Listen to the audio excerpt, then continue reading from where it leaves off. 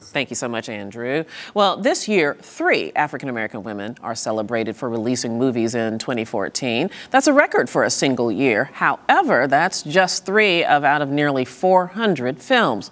Critics say black female movie makers continue to face an uphill struggle. Joining us to talk about diversity in Hollywood and give us a little bit of the buzz, the Oscar buzz that's happening now, we have producer and director Lisa Cortes. Welcome to Arise America.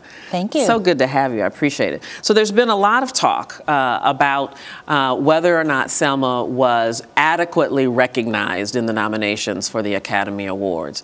And some have said, 12 Years a Slave was the best picture last year. Selma has been nominated for a best picture. We don't know what's going to happen yet. Isn't that enough? But is this troubling at all to you? Well, I think it's a loss in terms of recognition of all that this film has done for both Ava, the director, and David, who played Dr. King, not to be recognized among the pantheon of other projects there. Yeah. It would seem that some in trying to sort of explain why, other black actors or even black members of the Hollywood industry were not recognized in the Academy Awards, particularly Best Director, Ava DuVernay, as you just referenced, was because very often the Academy looks at the body of work of a director, and that is a reflection of their body of work. Of course, this was just her third out of the gate, I think, Selma. Does that ring true to you at all? It does. I mean, if you look at the other Best Director nominees, it ranges from Birdman to Boyhood to Bennett Miller with Foxcatcher, Grand Budapest, and Imitation Game. So there's a little bit more traction that those directors have under their wheels, but, we was robbed.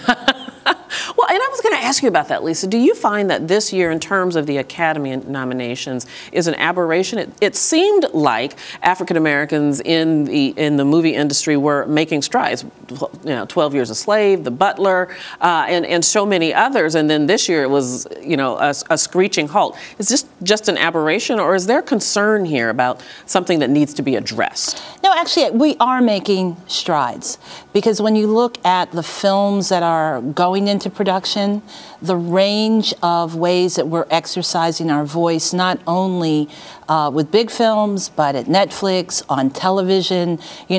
I can't wait till we have a Shonda Rhimes week.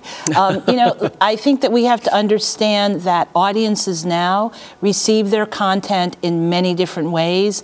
It's not just 3 channels, and it's not just the movie theater, and in all the various modes of visibility, our voices throughout the diaspora are being heard. Yeah, the seascape really has changed in that regard. However, this industry is overwhelmingly people of non-color. There's a better way to say that. It's overwhelmingly male as well. So how can non-male, non-white folk get their voice heard in the industry? I think increasingly we need to not be so U.S.-centric in terms of how we judge the performance of our work. I want to sell my films around the world. I want my films to be seen in the UK, France, through Africa. I want to work with Nollywood. Mm-hmm. We have to remember that just like the Grammys, the Oscars were created for marketing purposes. Is it necessarily able to encompass all that's big and bright and wonderful? No. Mm-hmm. And it certainly drives the sales and ticket sales of certain films. But for us who are not represented in the decision-making positions, we have to understand that just like with every other art form we've created, we don't ask permission, and that we have audiences that are here, but our brothers and sisters in Paris, in London, in Dakar, we want to see ourselves, and I think it's on us to build those networking relationships. With that understood, then, are there challenges unique to the black female filmmaker in your experience? I think there's challenges from finding sympathetic voices who make decisions, who understand and recognize our value and the power of our stories, and the interest in our stories because it's not in their everyday existence. Mm-hmm. And at the end of the day, do the investors, these big houses, do they care about the vessel that is making the film? Because they're really just interested in the bottom line, aren't they? Well, you know, I think you have to differentiate between the independent model from the studio model. You have to look at companies like Plan B, which has supported so many incredible filmmakers of color, from Selma to 12 Years, next year, you know, or Americana, that wonderful novel's being made into a film.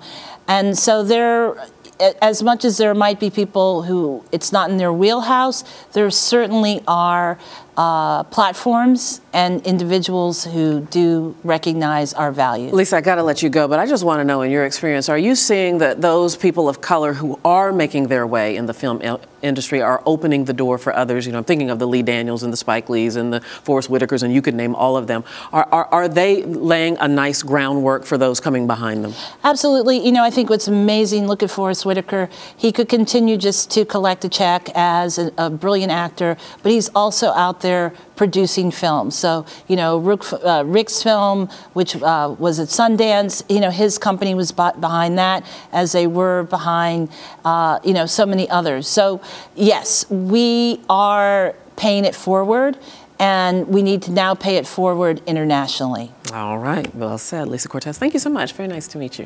Thank you. And you're watching Arise America.